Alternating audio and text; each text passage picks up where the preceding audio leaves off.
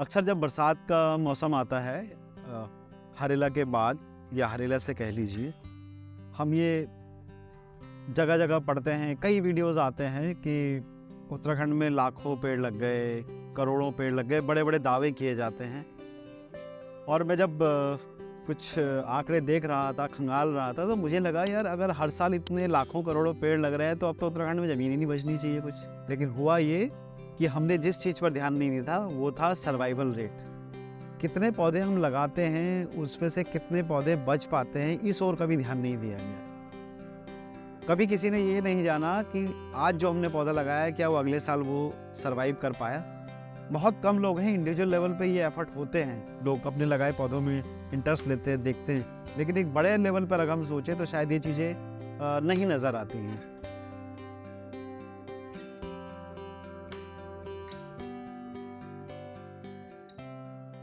ठीक है, हम क्या ऐसा कोई मेथड है, कोई ऐसी टर्मिनोलॉजी है, कोई एक ऐसा साइंटिफिक तरीका है जिससे हम जब ये प्लांटेशन ड्राइव करते हैं तो उनकी मॉनिटरिंग हो सके, रियल टाइम मॉनिटरिंग हो सके। ग्राउंड पे तो चाहिए ही, लेकिन क्या हम साइंटिफिक तरीकों से भी कुछ कर सकते हैं? और ये तलाश हमें ले आई संकल्प तरु की। संकल्प तरु एक एनजीओ है और ज़बरदस्त काम कर रहा है, और न सिर्फ उत्तराखंड में बल्कि देश भर में कई राज्यों में फैला हुआ है। और उस संकल्प तरु के संकल्प को जिन्होंने साकार किया वो हैं अपूर्व भंडारी। वो आज हमारे साथ हैं, उनसे बात करेंगे कैसे शुरुआत हुई और ये जो पूरा जो मेथड है जिसकी वजह से हम लोग देख पाते हैं कि कोई पौधा अगर लगा है तो वो कब सरवाइव कर रहा है, कितना बढ़ रहा है, वो उस जगह पर है या नहीं है, उस सारे मुद्दों पर बात करेंगे। बहुत बहुत शुक्रिया आपका हमें टाइम देने के लिए। धन्यवाद, थैंक यू। आप एक ऐसी जगह से आते हैं जहाँ से पर्यावरण की प्रेरणा तो वो अंदर से ही, एक कहते हैं ना कि आपके डीएनए में ही है, गोपेश्वर से बहुत सारे पर्यावरणविद वहाँ से निकले हैं। तो ये तो बात तय थी कि पर्यावरण को लेकर जो संजीदगी चाहिए वो आपके अंदर है। लेकिन आईटी बैकग्राउंड, उसके बाद यूएस में नौकरी, तो ये कब लगा कि यार अब मुझे इस फील्ड में उधर जाना चाहिए? धन्यवाद मुझे यहाँ पे आपके साथ वार्ता करने के लिए, निमंत्रण देने के लिए। तो सबसे पहले तो जिस ढंग से क्लाइमेट चेंज हो रही है, हम लोग देख रहे हैं कि प्रकृति के साथ छेड़छाड़ हो रही है, पेड़ काटे जा रहे हैं, जंगल नष्ट हो रहे हैं, तो उसने मुझे काफ़ी आहत किया। मुझे लगा कि हाँ, कुछ तो हमें करना होगा, काफ़ी हाई टाइम है। इससे पहले कि हमारी जो भावी पीढ़ी है वो हमें कोसे कि हम लोगों ने कुछ कोशिश नहीं करी। तो उस सब सोच के साथ में संकल्प तरु का जन्म हुआ और मैंने सोचा कि क्यों ना टेक्नोलॉजी को ट्री प्लांटेशन इनिशिएटिव के साथ जोड़ा जाए और फिर काम किया जाए आगे। तो टेक्नोलॉजी को, क्योंकि आपका बैकग्राउंड वो था तो आपने इसको जोड़ा, लेकिन जब हम देखते हैं, जब हम प्लांटेशन ड्राइव के बारे में सुनते हैं ना, तो हम देखते हैं बल्क में प्लांटेशन ड्राइव कर दी जाती है। 15 दिन लोगों को लगता है कि बस पौधे लगाने हैं, बस हमारी जिम्मेदारी हो गई। क्या इतना पौधे लगाने भर से जिम्मेदारी खत्म हो जाती है? देखिए, भारत में पौधारोपण या ट्री प्लांटेशन, अगर आप एक इनिशिएटिव्स को देखें, मूवमेंट्स को देखें, तो काफ़ी एक ओकेजन ड्रिवन होता है। हम लोग बोलते हैं कि वर्ल्ड एनवायरनमेंट डे पे या 15 अगस्त को या कोई और दिवस पर, हरेला पर हम लोग पेड़ लगाएंगे, पर फिर पेड़ का संरक्षण नहीं हो पाता। पेड़ लगा तो लेते हैं हम, लेकिन फिर अगले साल हम उसी जगह पे पेड़ लगाते हैं जहाँ पिछले साल हमने लगाए, क्योंकि वो पेड़ बचता ही नहीं है। तो सिर्फ पेड़ लगाने से ही बात नहीं बनेगी, पेड़ का संरक्षण भी करना पड़ेगा, उसे पालना पोसना पड़ेगा हमें। तो मैं कहता हूँ कि हाँ, नंबर्स बड़े क्लेम करना अच्छी बात है कि हमने लाखों करोड़ों पेड़ लगा दिए, लेकिन साथ में उनका संरक्षण हो। तो हमारा जो उद्देश्य है सब लोगों का, कि किस तरह से हम जो ग्रीनरी है उसको एक्सपैंड करें, तो वो ज़रूर हम लोग पा पाएंगे अपने लक्ष्य को। तो संरक्षण एक बहुत ज़रूरी है। संरक्षण जरूरी है, और उसमें अगर साइंटिफिक मेथड जोड़ दिया जाए तो वो नेक्स्ट लेवल पे उसे ले जाता है। तो ये सब कैसे करते हैं आप? ये कौन सी तकनीक है उसके बारे में थोड़ा सा बताइए। और फिर जो ये खूबसूरत आपने हरा भरा जंगल डेवलप कर दिया है, ये खूबसूरत अब लग रहा है, क्योंकि ये चारों तरफ मैं जहाँ भी देख रहा हूँ, इधर स्टोन क्रशर है, और आपको पता ही है खनन को लेकर तो कुछ कहा जाए ना कहा जाए, आप सब जानते ही हैं। लेकिन उस बीच में ये इतना खूबसूरत जो जंगल डेवलप कर दिया उसके बारे में भी जानेंगे, लेकिन पहले उस मेथड के बारे में थोड़ा सा बात कर लेते हैं, वो क्या है? तो हमने सोचा कि कैसे ट्री प्लांटेशन एक्टिविटी को ऑर्गेनाइज किया जाए।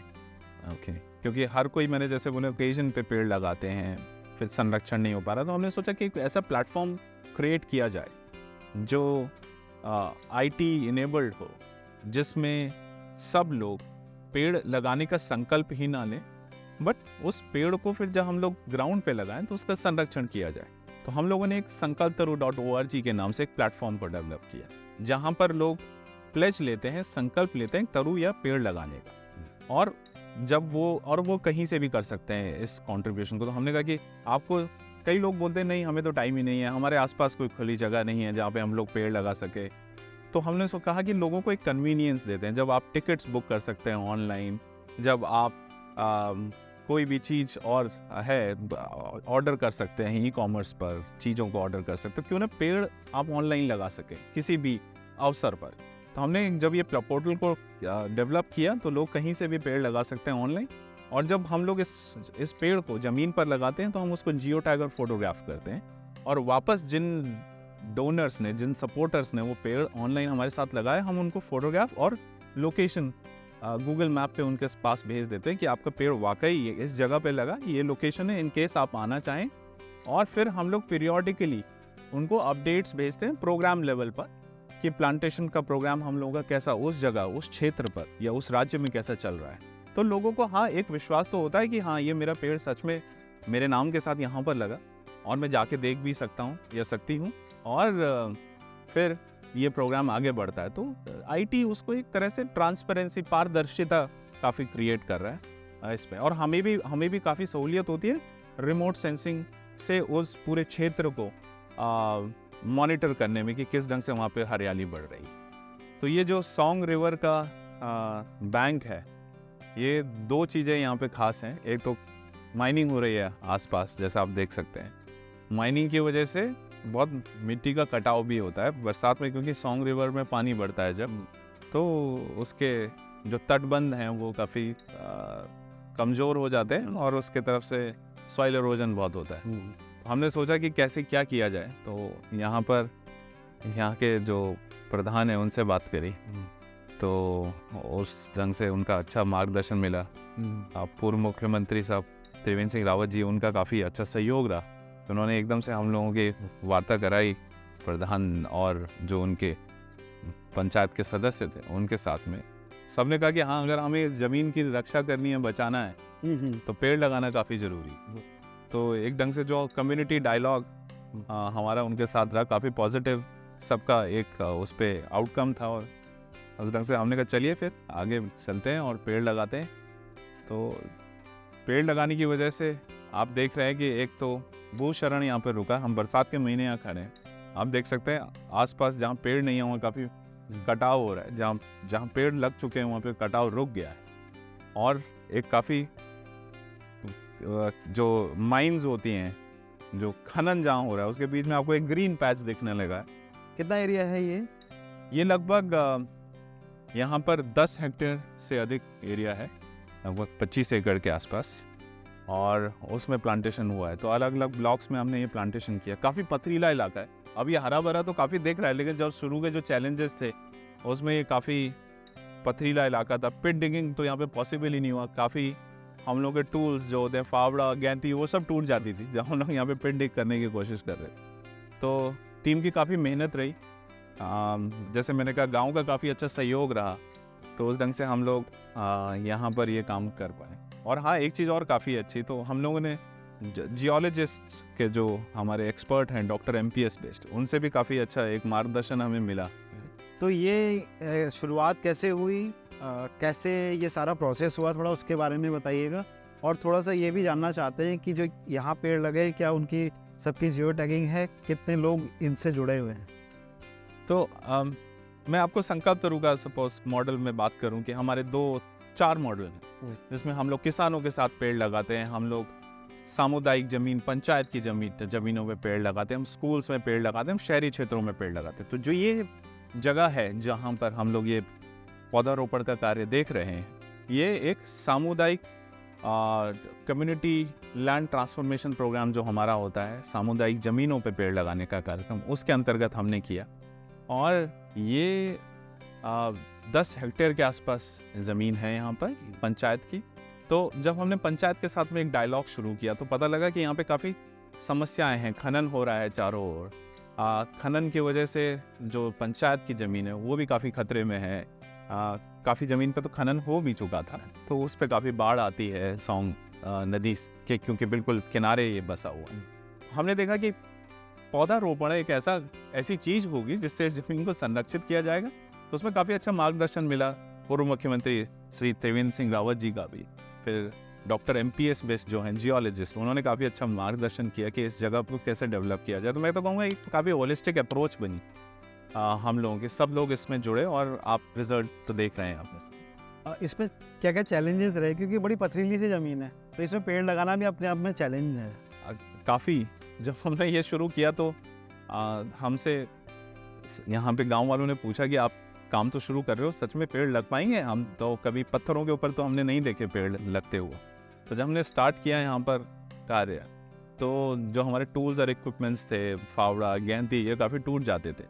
तो काफ़ी अच्छी मेहनत रही पूरी टीम की हमारी संकल्प तरु से। हम लोग बाहर से मिट्टी लेके आए, वो हम लोगों ने फिर फॉरेन सॉइल को यहाँ पे इंट्रोड्यूस किया और फिर धीरे धीरे कार्य आगे बढ़ता गया। हम लोगों ने काफ़ी अच्छा एक स्पीशीज़ का, जैसे मैं कहूँ, जो यहाँ पे हम लोगों ने पेड़ों की विभिन्न तरह के प्रजातियों के पेड़ लगाए, उसका सिलेक्शन बहुत अच्छे से किया गया, क्योंकि राजाजी नेशनल पार्क बहुत पास में है।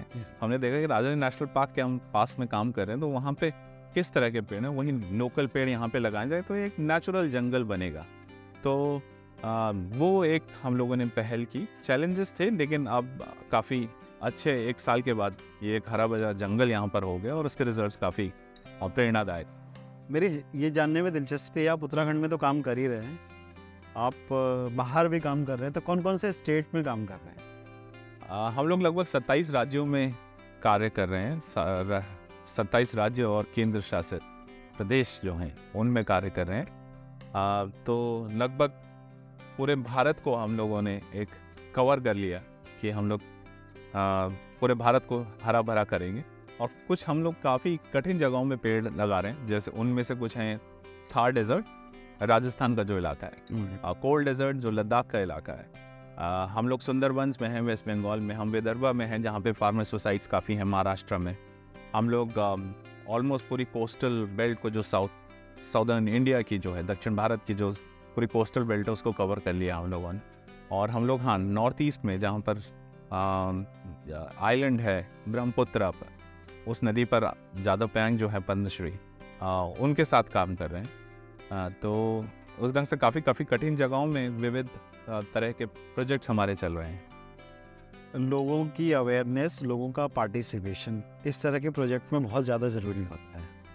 तो मेरे एक ही सवाल के 2 पहलू हैं। पहला ये कि जब आपने इतने सारे स्टेट में काम किया है, तो किसी स्टेट में आपको लगा कि यहाँ की गवर्नमेंट जो है वो प्लांटेशन को लेकर, अपने पर्यावरण को लेकर संजीदा है और वो पूरी एक होलिस्टिक अप्रोच के साथ सोचती है? एक तो ये सवाल है। और दूसरा, किन राज्यों में आपको लगा कि लोगों का जो पार्टिसिपेशन है ना, वो बहुत अच्छा है?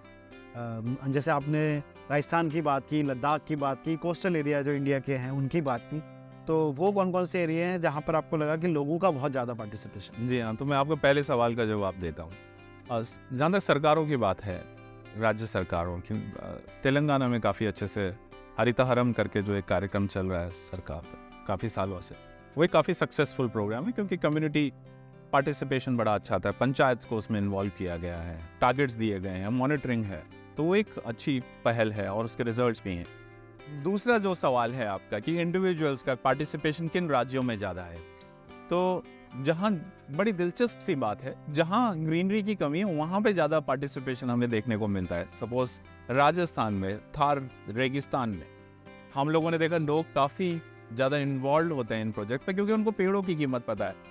हम लोगों का एक ही मैसेज होता है उनको कि देखिए ये एक मौका है आपके पास में यहाँ पे ग्रीनरी क्रिएट करने का, हरियाली बढ़ाने का।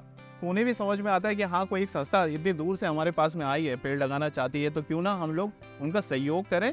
और ये एक मौका है हमारे पास में प्रूव करने का कि हाँ, यहाँ पर ग्रीनरी की जा सकती है, तो काफ़ी अच्छा, और उसी ढंग से लद्दाख में काफ़ी अच्छा सपोर्ट मिलता है हम लोगों को, तो इस ढंग से कार्यक्रम आगे बढ़। एक सवाल मैं इसलिए पूछना चाहता हूँ, आजकल हमने देखा कि लोग कोई भी एक्टिविटी करते हैं ना, उसको सोशल मीडिया में डालने की बहुत जल्दी रहती है। तो आपको कभी ऐसा लगता है कि बहुत सारे लोग हैं जिनके लिए ये ड्राइव सिर्फ एक सोशल मीडिया पे स्टेटस या कहें अपलोड करना इस तक सीमित है? तो मैं इसको ब्रॉड लेवल पे आंसर करता हूँ इस क्वेश्चन। जब हमने संकल्प तरू को स्टार्ट किया, तो मैंने जैसे बताया कि एक ऑनलाइन प्लेटफॉर्म हम लोगों ने क्रिएट किया कि आप घर बैठे पेड़ लगा सकते हो। तो हमने सोचा कि क्यों ना लोगों के अंदर जो एक मैंने कुछ ग्रीनरी के लिए किया है, एक अच्छा कार्य किया, उसको प्रमोट करने का जो एक स्पिरिट है, क्यों ना उसको एक बड़े कन्वीनियंस के साथ में हम लोग उनको प्रोवाइड करें। तो हम लोगों ने ये संकल्प तरू प्लेटफॉर्म जब बनाया, तो उसमें वो सोशल मीडिया हैंडल्स पर अपने सर्टिफिकेट्स को, अपने पेड़ को शेयर कर सकते थे कि मैंने संकल्प तरू के साथ एक पेड़ लगाया। तो हाँ, हमने उस कहीं ना कहीं उस स्पिरिट को, उस हुक को यूज़ किया। और जहाँ तक बात है कि हाँ, सोशल मीडिया में झटपट आप अपनी फ़ोटो किसी पेड़ को लगाते हुए खींचना चाहते हैं, तो हाँ, हम लोगों को आमंत्रित करते हैं अपने साथ पेड़ लगाने में आने के लिए। लेकिन हम साथ में उनको ये भी सुझाव देते हैं कि आप इस पेड़ पर पानी डालते हुए भी अपनी फ़ोटो डालिएगा अगले साल कि मेरा पेड़ इतना बड़ा हो गया। तो इस ढंग के स्पिरिट पर हम लोग बनाए। तो वन टाइम ना रहे involvement, it should be a consistent involvement. Uttarakhand सरकार की तरफ से कभी इस तरह की पहल हुई कि आप बहुत अच्छा काम कर रहे हैं, आप हमारे साथ काम कीजिए, हम कुछ और करते हैं, या सिर्फ ये अभी भी एक सरकारी प्रोग्राम बन के रहेंगे? कुछ जगहों पे हमने बहुत, अगर बड़े लेवल पे नहीं तो कुछ डिस्ट्रिक्ट्स में लोकल एडमिनिस्ट्रेशन के साथ में या फॉरेस्ट डिपार्टमेंट के साथ में काम किया है, बट नहीं बहुत बृहद लेवल पे नहीं, लेकिन यस छोटे छोटे। पिछले साल हमने ड्रोन सीड बॉम्बिंग का जो कार्यक्रम किया, बीज यान जो हमने बनाया है, उसमें हमने काफ़ी मिलकर डिस्ट्रिक्ट एडमिनिस्ट्रेशन, शिक्षा विभाग और वन विभाग के साथ चमोली डिस्ट्रिक्ट में काफ़ी क्लोजली काम किया। तो इस ढंग से कई उदाहरण हैं, बट वृहद पैमाने पर। आंकड़ों में अक्सर हम कहते हैं कि उत्तराखंड में जो फॉरेस्ट कवर है वो बढ़ गया है, लेकिन उन दावों में कितनी सच्चाई है, एक तो ये, और एक क्या ऐसा तो नहीं है कि हम एक तरह के ही पेड़ लगा रहे हैं? देखिए, पेड़ लगाने का क्लेम कि हम लोगों ने इतने लाखों लगाए, करोड़ों लगाए, के साथ में हमेशा ये जरूर जोड़ देना चाहिए कि हमने इतने लाख पेड़ लगाए और इतने लाख सर्वाइव किए। तो जब वो नंबर हमें दिखता है सर्वाइवल का, तो बड़ा अच्छा लगता है। बट जब सिर्फ बोलते हैं कि हाँ हमने इतने पेड़ लगा दिए, वो कहीं ना कहीं फिर एक प्रश्न पैदा करता है कि उसमें से कितने ज़्यादा सर्वाइव हुए हों। तो कोई भी नंबर जब कोई भी क्लेम करें तो बताएं कि कितना। जैसे हम संकल्प तरू में बोलते हैं, हम लोगों ने लगभग आज की डेट में 55 लाख पेड़ लगा दिए, 5.5 million trees planted and survived. तो हमारे पास में सर्वाइवल का भी डेटा है। तो मैं चाहता हूँ कि हाँ, जितने भी प्रोग्राम्स आए वो सर्वाइवल की भी बात करें। पेड़ लगाने से ही बात नहीं बनेगी, बट पेड़ों को संरक्षित भी करना पड़ेगा। मैं आपसे सवाल ही पूछने वाला था कि हम नंबर्स की बात कर रहे हैं, क्योंकि आप साइंटिफिकली उसको डेटा उसकी जुटाते हैं, उस डेटा को रखते हैं, तो आपने वो नंबर खुद ही बता दिए। संकल्प तरू का आप अगला संकल्प क्या है? देखिए, संकल्प तरू का संकल्प इस कार्यक्रम को काफ़ी वृहद बनाने का है, और संकल्प तरू आज के डेट में काफ़ी एक बड़ा ब्रांड बन के भी उभर रहा है।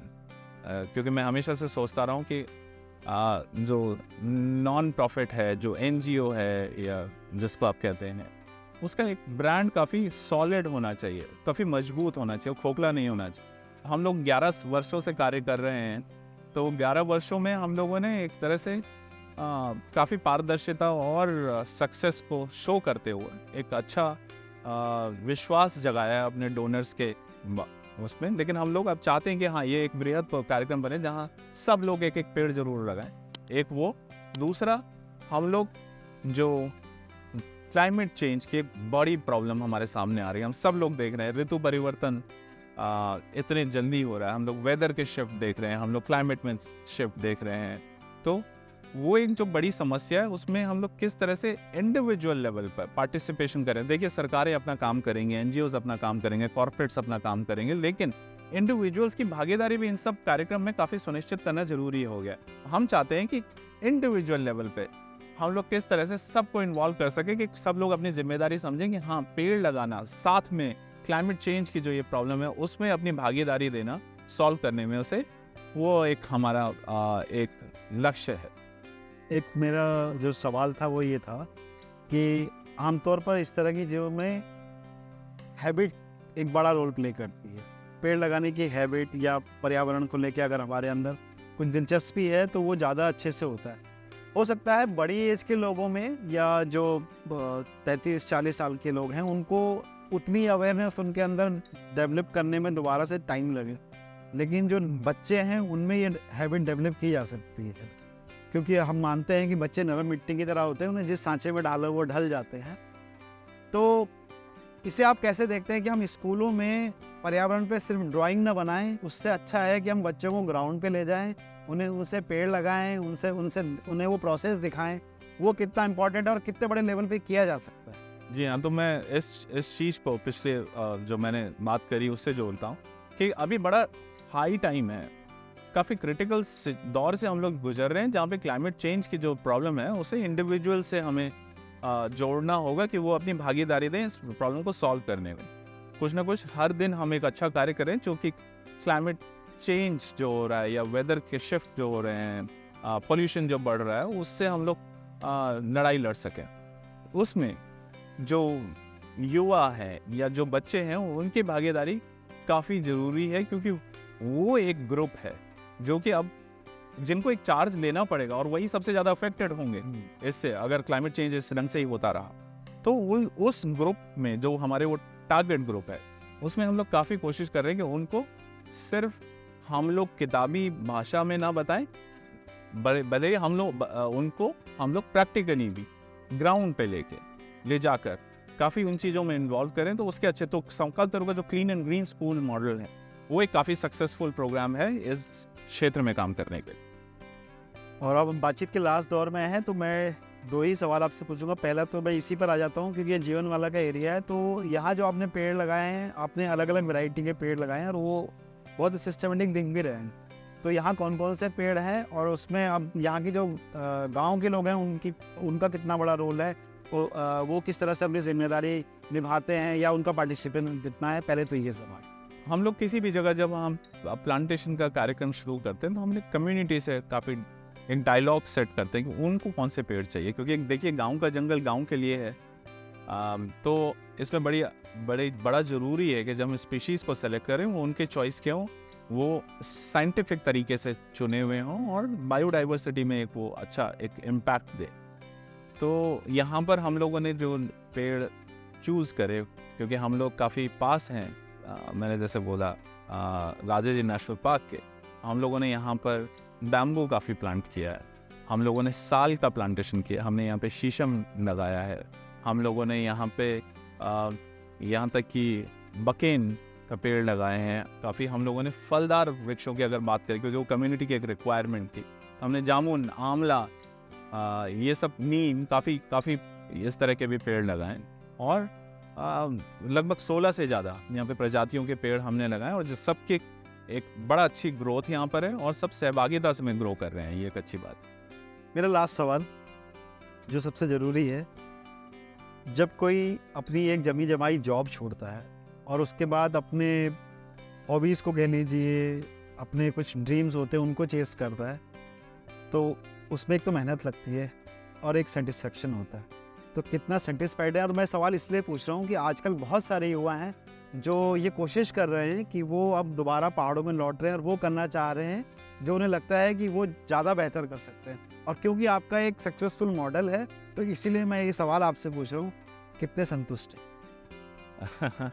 देखिए, जब बात एक भयावह परिस्थिति में, जो क्लाइमेट चेंज की, ग्लोबल वार्मिंग की परिस्थितियां हमारे सामने हैं, जब आप सोचते हैं कि आपको उसके अगेंस्ट काम करना है, उससे लोगों को तैयार करना है उसके अगेंस्ट काम, लड़ाई लड़ने के लिए, और हरियाली को बढ़ाना है, तो ये काफ़ी चैलेंजिंग जॉब है। और इसमें हाँ, बेसिकली इसमें फिर एक आपका सेल्फिश इंटरेस्ट जो है वो रहे, वो फिर बात नहीं बनती। उसमें आपको सोचना होगा नहीं, ये तो एक बहुत बड़ा चैलेंज है, मैं सबको साथ लेके इसमें चलूँगा, और क्यों ना इसको एक मूवमेंट बना जाए, बड़ा मूवमेंट बनाया जाए। तो जब आप उस भावना से कार्य करते हैं तो फिर एक सेल्फिश इंटरेस्ट चला जाता है, एक वो।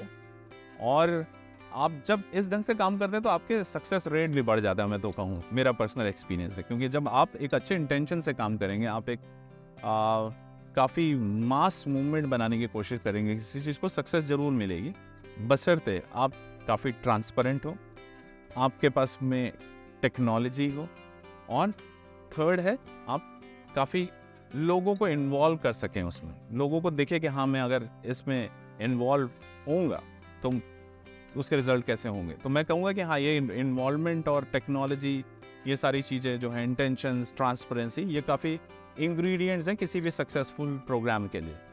और जहाँ तक सेटिस्फैक्शन की बात है, काफ़ी सेटिस्फाइड महसूस करता हूँ जब मैं जीवन वाले जैसी जगहों पर जाता हूँ और देखता हूँ कि जो पेड़ हमने कुछ साल पहले छोटे से नन्हे पौधे लगाए थे, और वो पेड़ बन गए और वन बन रहे हैं, तो एक अच्छा सा सेटिस्फैक्शन मिलता है। क्योंकि ये एक हम लोग जो कार्य कर रहे हैं, ये कंप्लीट इकोसिस्टम के लिए, ना पर्सनल सेटिस्फैक्शन के लिए। तो जब सेटिस्फैक्शन का जो लेवल होता है वो काफ़ी बढ़ जाता है इस तरह की सक्सेस को। जैसे मैंने शुरू में कहा था, आप एक ऐसी जगह से आए हैं जहाँ पर जो अपने आप में प्रेरणा देती है पर्यावरण के संरक्षण की, लेकिन जब आप स्कूलिंग वहाँ से कर रहे थे तो कोई एक ऐसी इंस्पिरेशन रही होगी, इसको देखकर आपको लगा होगा कि नहीं, मुझे इनकी तरह काम करना है, मुझे कुछ ऐसा ही करना है आगे जाके। लास्ट में उनके बारे में अगर कुछ कहना चाहें तो हाँ, गोपेश्वर की सच में जो एक छोटा सा कस्बा है उत्तराखंड में, चमोली डिस्ट्रिक्ट में, सच में वहाँ की प्रेरणा तो है इस पूरे कार्य में। तो जब अगर देखें कि मोटिवेशन कहाँ से मिला, तो मेरे घर के अंदर भी एक अच्छा माहौल था। मेरे पिताजी एक एग्रीकल्चरल साइंटिस्ट थे, प्लांट पैथोलॉजिस्ट, और मेरी माताजी जो हैं वो एक काफ़ी पर्यावरणविद भी थी, शिक्षिका भी थी। तो उस ढंग से घर में भी माहौल था, इंस्पिरेशन मिली। और एक जो बाहर सामाजिक माहौल जो है वो सब पेड़ लगाने का था ही। हमें स्कूल में हर साल काफ़ी पेड़ लगाने के और पेड़ में पानी डालने को कहा जाता था। और साथ में चंडी प्रसाद भट्ट जी जो हैं, उसी जो एक विश्वविख्यात पर्यावरणविद हैं, वो भी गोपेश्वर से ही हैं। तो वो भी एक इंस्पिरेशन बने और ये सब फिर कार्य आगे चला। तो ये थे अपूर्व भंडारी जी। संकल्प तरु का जो संकल्प है, वाकई वो इसलिए भी महत्वपूर्ण हो जाता है क्योंकि हम सिर्फ पेड़ नहीं लगा रहे हैं, हम उनको रियल टाइम मॉनिटर कर रहे हैं, हम उनको बढ़ते हुए देख रहे हैं। और सबसे ज़्यादा बात है कि वो सर्वाइवल रेट 100%। तो ये एक बहुत बड़ी बात है। अक्सर हम जब पेड़ लगाते हैं तो सर्वाइवल ही सबसे बड़ा चैलेंज होता है। तो ये एक कामयाबी की स्टोरी है। ये इसलिए बतानी ज़रूरी थी कि ये भी एक तरीका है जिससे हम अपनी प्लांटेशन जो ड्राइव हम हर साल करते हैं उसको एक अच्छे रिजल्ट तक ले जा सकते हैं, एक अच्छे मुकाम तक ले जा सकते हैं। आप सभी ने इस बातचीत को बड़े ध्यान से सुना, उसके लिए बहुत बहुत शुक्रिया। और अगर आप अभी तक हमारे चैनल को आपने सब्सक्राइब नहीं किया है तो तीरंदाज लाइव हमारा यूट्यूब चैनल है, आप उसको सब्सक्राइब कीजिए, लाइक कीजिए। और अगर आपको लगता है कि ये चर्चा आपके लिए नई जानकारियाँ लेकर आई है तो इसे शेयर भी कीजिए। बहुत बहुत शुक्रिया, बहुत बहुत शुक्रिया आपको। धन्यवाद।